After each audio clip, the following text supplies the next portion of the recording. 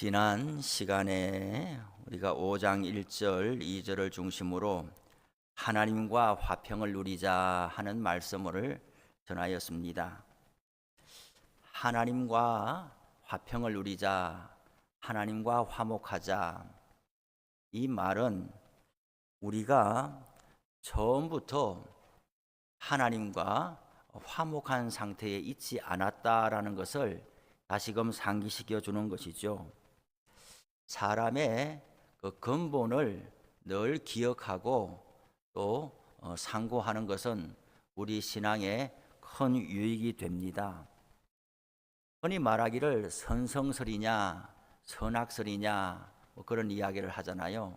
사람이 처음부터 선한 것이냐 악한 것이냐 그렇게 이야기를 하는데, 하나님이 사람을 처음에 지었었을 때에는 아담을 지어서 하나님께 순종하는 사람으로, 아직 죄가 들어오기 이전에 하나님의 뜻과 하나님의 섭리를 잘 받들어 섬기는 사람으로 그렇게 동산에 있었는데, 죄가 들어옴으로 말미암아 사람은 하나님과 원수가 되었다. 하나님의 심판 아래 놓여 있다. 그래서 아담 이후로 아담의 자손들, 아담, 셋, 에노스 이렇게 이어지는 아담의 믿음의 계보, 또한 가인과 아벨에서 아벨은 가인으로 인하여 죽음을 당했고 가인의 계보로 이어지는 이 세상 사람들의 계보, 모두가 다 죄 아래 있게 되었다라는 것이죠. 우리는 이 근본에 대해서 잘 기억을 하지 못하기 때문에 우리가 상당히 괜찮은 사람인 줄로 안단 말이에요. 우리가 아직 연약할 때에 그랬어요. 연약할 때에, 연약하다는 게 뭐냐? 하나님 앞에서 하나님의 피조물로 살아가면서 하나님에 대하여 경배하지도 아니하고 순종하지도 아니하고 전혀 하나님 앞에 무감각한 채로 살아가는, 마치 철없는 아이처럼 연약할 때가 있었어요. 그것을 또 다른 표현으로 경건하지 않은 자라고 이렇게 이야기를 해요. 또 다른 표현으로 8절에 우리가 아직 죄인 되었을 때에 그렇게 해요.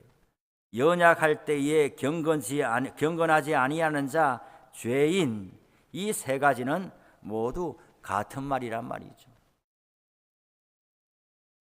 명절에 모두들 즐거운 시간들 많이 보냈었습니까? 예. 이제 오고 가는 사람이 많이 없을 수도 있어요. 우리도 우리 아들도 어리고 그만하고 이렇게 할 때 집이 비좁도록 모여서, 방이 흙으로 지어진 집, 옛날 시골집 2칸밖에 없고 마루 있고 그런 집에 대가족이 살았는데, 93년도에 아버지가 큰 결심을 했어요. 집을 지어야 되겠다. 앞집이 옆집 뒷집, 그때 93년도 90년도 그때 동네에 웬 바람이 불었는지 집을 짓기 시작했어요. 설레대 집을 걷어내고 초가집을 걷어내고 뭔가 이제 벽돌로 집을 짓기 시작하고 그랬는데, 우리가 제일 뒤처졌거든요. 그랬는데 아버지가 집을 지어야 되겠다. 왜 그래 물어보니까, 이제 손자들이 앞으로 많이 나고 할 텐데 명절에 오면은 잠잘 집이 방이 없다라는 거예요. 거실도 없고 마루에서 어떻게 전에는 마루에도 자고 마당에서도 이렇게 깔고서 마당에서 자고 막 그랬잖아요. 마당에 누워 있으면은 하늘의 별이 막 얼마나 총총한지, 마당에 자고 있으면은 막 새벽에 이슬 맞고, 또 자다가 보면 뭐가 물컹물컹해서 보면은 세상에 어디서 왔는지 고양이도 오고 막 개도 오고. 그런데 있다가 이제 집을 짓기로 결심하고 방 3칸짜리 이제 집을 지금 보면 아버지 우리 집이 몇 평입니까? 물으면은 28평이라 그래요. 지금 우리 집이.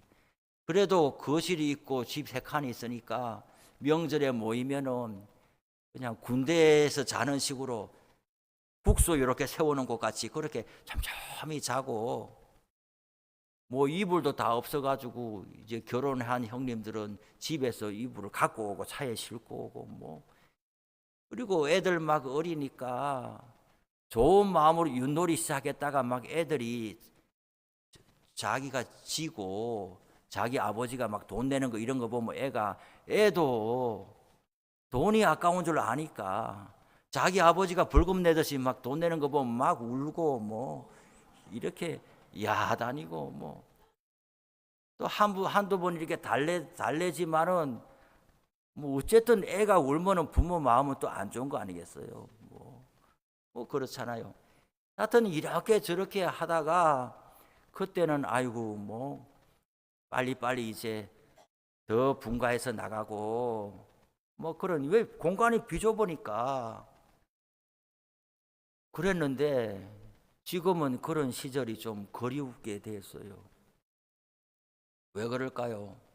형님 누님도 다 며느리 보고 사위 보고 손자들 나고 하니까 자기도 할아버지가 돼 있으니 집에 못 오니까 명절 전에 며칠 전에 우리 시골에 왔다가 인사하고 가고, 정작 당일날에는 자기 집에서 이제 손자들 맞이하니까 이제 한 집에 다 모일 날이 없는 거죠.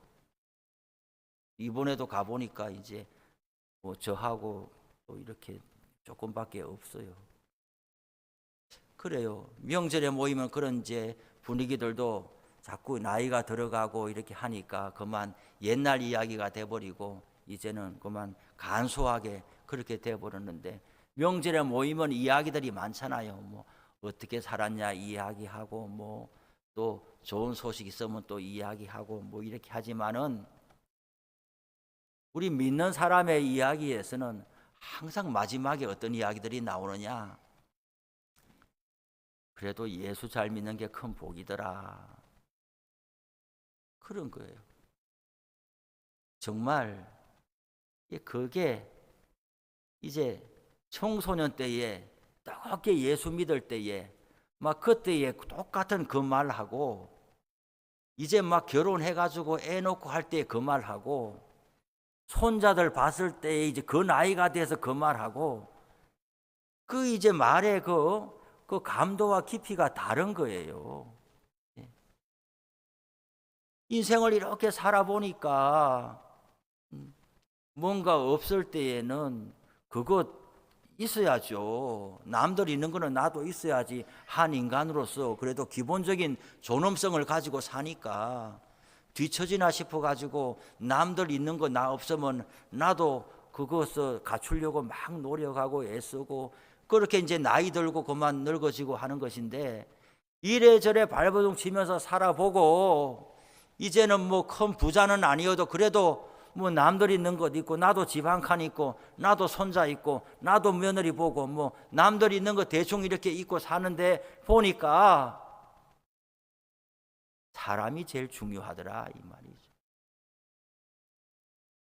며느리 손자 사위 볼 때도 남들 있는 것 있어야 되니까 뭐 믿음만 있으면 돼요 이렇게 했지만은 막상 손보고 보면은 학교 어디 나왔대 뭐 이렇게 묻고, 부모는 뭐 한대 이렇게 묻고, 뭐 믿음만 있으면 다 좋다 그래 놔놓고 막상 이제 닥치면은 그만 한 가지 두 가지 다 늘어나고, 뭐 예수 믿는 거는 천천히 믿으면 되겠지 이제 이렇게 뒤바뀌어져 가지고 뭐 천천히 믿으면 되지, 아유 그만한 집안이면 더 볼 것도 없다고 이렇게 이제 또 결정하고 뭐 이렇게 저렇게 살아가요.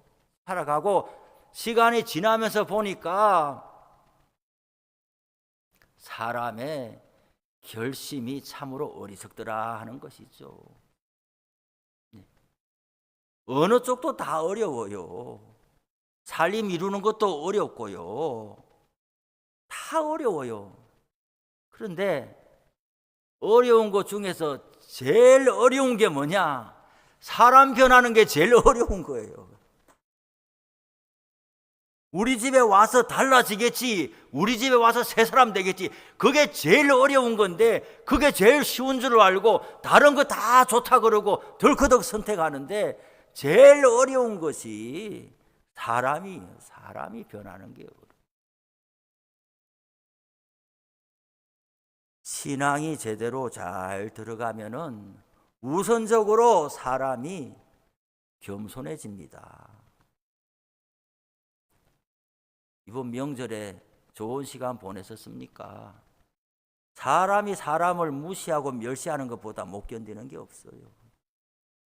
사람이 사람을 조롱하고 눈 아래 보는 것보다 못 견디는 게 없다. 그래요. 사람이 예수를 잘 믿으면은 사람이 겸손해집니다. 그 사람 예수 잘 믿던데 안 그렇더만, 그러면은 예수를 잘 믿는 게 아니라 교회를 열심히 나가고 있겠죠. 교회를 열심히 나가서 예수를 잘 믿게 되어야죠. 사람이 중요한 거예요. 사람이 잘 변하지도 않고 사람이 하나님 앞에서 새 사람이 되고 자기 마음에 기쁨이 있고 감사가 있으면은 이 명절에 한번 모여도 다릅니다. 지금 형제들 뭐 돌아가시지 않았다면 지금 한 30년, 40년 연세 많으신 분들은 한 50년째 만나고 있는 거 아닙니까? 1년에 2번이나 한 번은 만나잖아요. 그러면은 그 사람을 보게 돼요. 50년째, 30년째 매년 명절에마다 만나잖아요. 그러면 그 사이에 사람이 어떻게 변화되는지를 보게 돼요. 우리도 누군가에는 그렇게 비춰지겠죠. 하나님과의 관계가 화평하고 화목을 누리는 사람은 마음에 여유가 있어요. 요새 책에 보니까 이런 내용이 있습니다. 그 고아원에 봉사를 하러 이렇게 갔는데 어떤 아이가 유독 말썽쟁이인 거예요. 이 아이가. 그럼 뭐 장난감을 줘도 완전히 빼앗아 가지고 막 이렇게 하고 다른 애들하고 같이 나눌 줄도 모르고 완전히 그냥 힘든 애인 거예요. 누구도 이렇게 잘 애가 단속이, 어린 애가 어떻게 그런지, 어려서 거기 왔다고 그러는데, 그런데 이 봉사하러 간 어떤 이제 젊은 교사가 있는데 이 교사한테는 왠지 이 애가 마음을 열고 이제 이렇게 자기 친근히 하고 그렇더라는 거예요. 그래서 이제 살살 이야기해서 이렇게 욕심내고 누구 때리고 막 2개 있는데도 3개, 4개 막 움켜쥐고 막 그러면 안 된다 이렇게 하는데도 교육이 잘 안 돼요. 그런데 얼마 있다가 봉사하러 다시 갔는데 보니까 그 사이에 애가 달라져 있는 거예요. 아니 그 사이에 그 얼마 기간 아닌데 애가 누가 교육을 했나? 왜 애가 이 성품이 달라졌나? 그렇게 물어보니까 그 유치원 고아원의 그 이제 보육 교사가 그랬다는 거죠. 얼마 전에 내 친엄마가 왔다 갔다는 거예요. 어찌 하다가 애를 낳았는데 자기도 못 살고 애도 못 키울 테니까 그만 급하게 그냥 일을 맡겨놓고 자기 마음으로만 내가 빨리 애를 찾아가야지, 뭐라도 뭐 직장이라도 구하고 뭐 이렇게 해서 찾아가야지 하고 이제 하고 자기 마음에 그렇게 결심하고 애는 맡겼는데 애는 그걸 모르잖아요. 그러니까 버림받았다는 이 상처가 누구한테도 막 거친 거죠. 그런데 엄마가 와가지고 이제 아무개 날짜에 널 와서 데려가겠다 이렇게 약속을 하고 간 거예요. 그러니까 이 애가 왜 달라졌느냐? 이제 장난감 가지고 막 움켜쥐면서 남 때리면서 이건 내 거야 이렇게 할 이유를 없어진 거예요. 왜? 이런 거 이제 안 중요한 거 이제 엄마 찾아가니까 엄마가 날 데리러 오니까 그러니 이 애가 마음에 여유가 생긴 거예요. 친구가 장난감 달라 그러면 장난감 주고 뭐 나눠줄 주다. 왜? 나는 더 좋은 게 있으니까. 나는 엄마가 데리고 올 거니까. 우리 사람이 달라지는 것도 하나님과 화평을 누리고 우리가 하나님과 원만한 이 신앙의 질서 안에 들어가게 되면은 사람이 사람을 대하는 게 달라질 수밖에 없는 거예요. 사람이 사람에게 아주 희한하게 아주 힘들게 하는 경우는 하나님으로부터 공급을 잘 못 받고 있기 때문에 이 굉장히 속에 결핍된 거예요. 나 아니면 나를 지켜줄 사람이 아무도 없다 이렇게 되기 때문에 고슴도치처럼 전부 다 이렇게 힘들게 하는 거지. 세상에 사람이 달라지는 게 제일 어려운데 오늘 성경은 예수 그리스도로 말미암아 믿음으로 어렵다 하심을 받고 하나님과 화평을 누리자 이렇게. 그러면서 예수님은 어떤 분이냐? 의인을 위하여 죽는 자가 쉽지 않고 선인을 위하여 용감히 죽는 자가 혹 있거니와. 죄인을 위해서 죽는 사람이 세상에 어디 있냐? 만약에 경건치 아니한 자, 연약한 자, 죄인으로 있는 사람을 위해서 누군가가 죽는다면은 그 죽음은 무가치한 죽음인 거예요. 할 필요가 없는 헛수고를 한 거죠. 뭔가 갱신될 희망이 보이는, 가능성이 보이는 사람에게 뭔가 이렇게 수고하고 노력해야 거둘 것이 있을 텐데 거둘 것이 아무것도 보이지 않는 사람에게 거예요. 이제 장학금 있잖아요.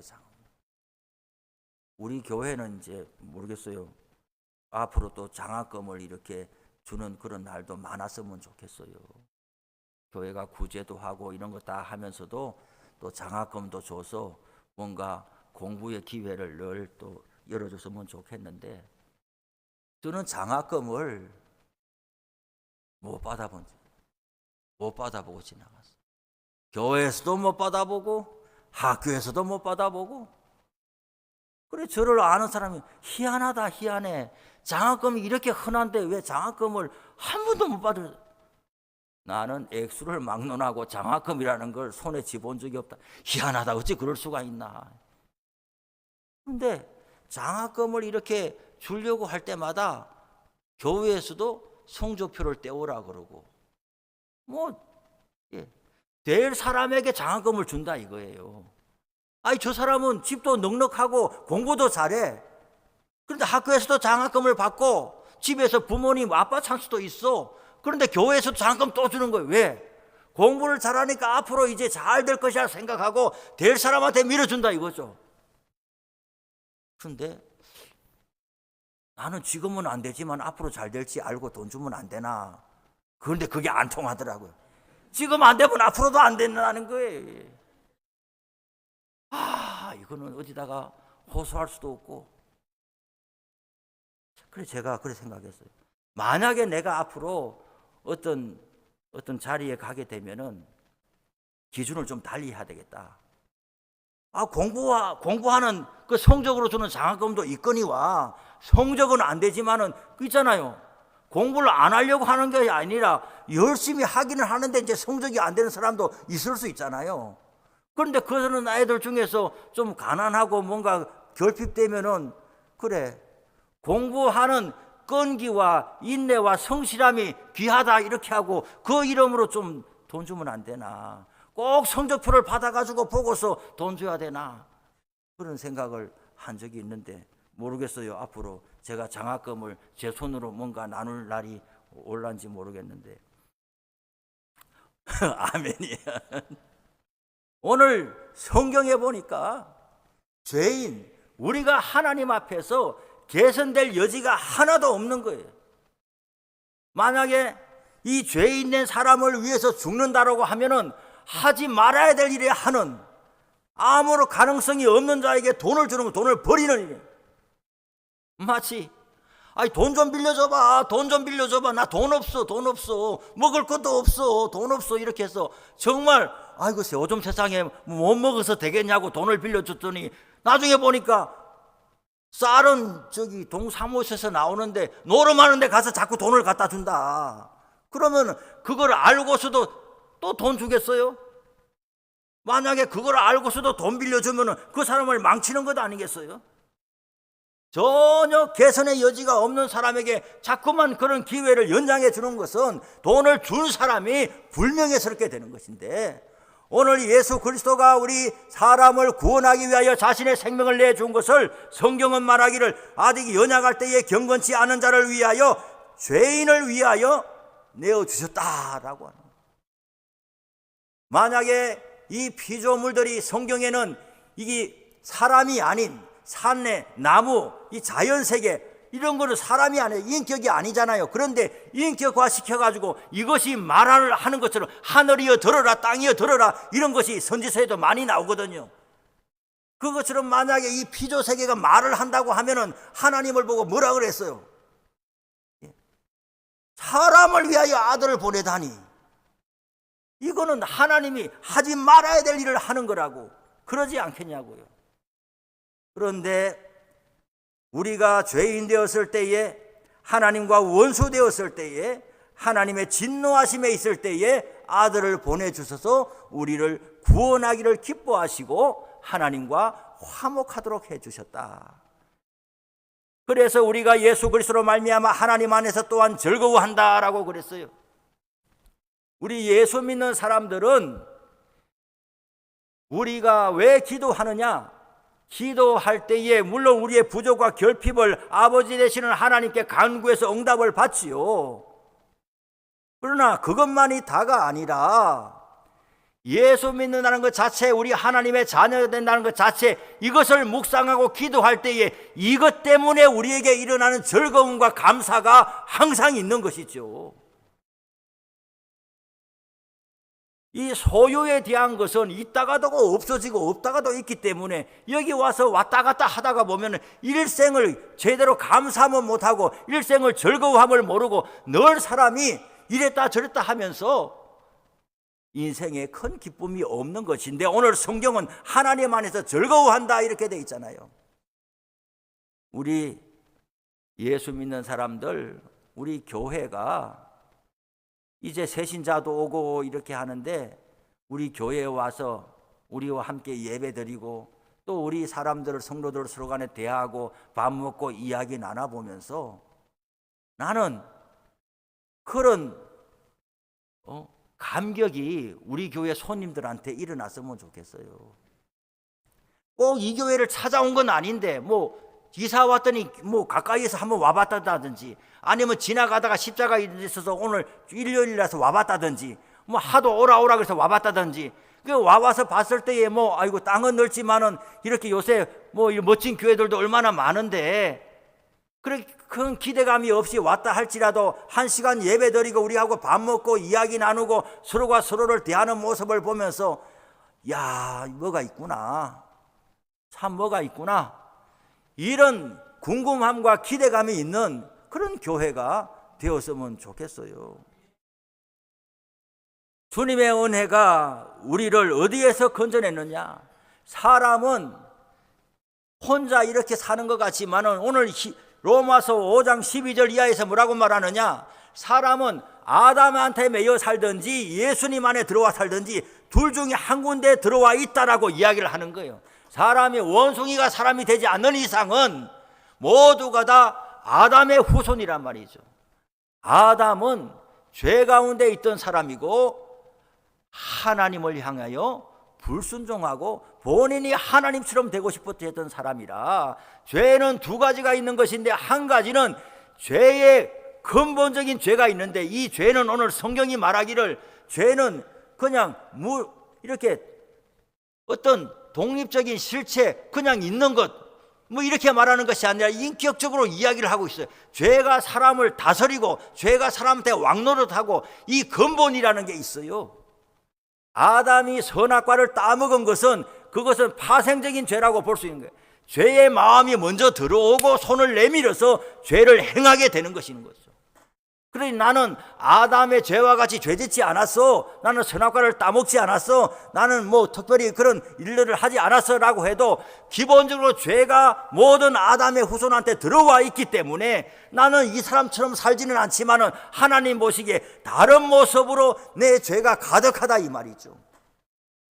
그러니 행실로 우리가 아무리 단속을 해도 우리 속에 죄가 DNA처럼 가득 들어있는데 이것을 해결하지 않는 이상은 죄의 모습을 벗어버릴 수가 없다라는 것이죠. 그런데 하나님께서 우리를 구원하신 방법은 무엇인가? 근본적으로 죄를 뽑아내지 않고서는 사람이 하나님과 화평할 수도 없는 것이죠. 그래서 하나님의 아들 예수님을 보내주셔서 두 번째 아담을 삼으신 것이죠.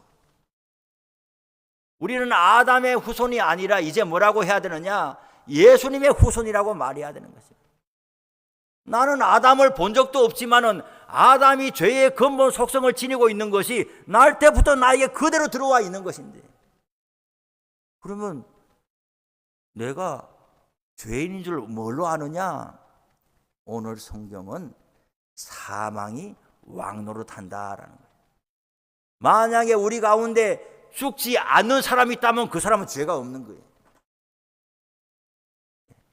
죽지 않은 사람이 있다면 그 사람은 죄가 없는 것인데, 죽는다고 하면 그 사람은 죄가 있기 때문에 죽는 것이죠. 예수님께서 이 땅에 오셔서 우리의 죄를 다 도말하여 주심으로 말미암아 우리를 어렵다 하시고 하나님의 집안 식구로 맞이해 주셨다라는 거예요. 명절이 됐는데 가족이니까 모일 것 아니겠어요? 가족이 아닌 사람이 모여와 있으면은 뭐 손님 대접은 하겠지요. 뭐 식사도 차려줄 수가 있고 뭐 맛있는 간식도 아이고 오셨냐고 하면 대접할 수 있겠지만은 그 가정의 가족만이 누리는 그 가족의 친밀함과 그 가족의 평화는 누릴 수 없는 거죠. 손님으로 왔다가 잠깐 가니까.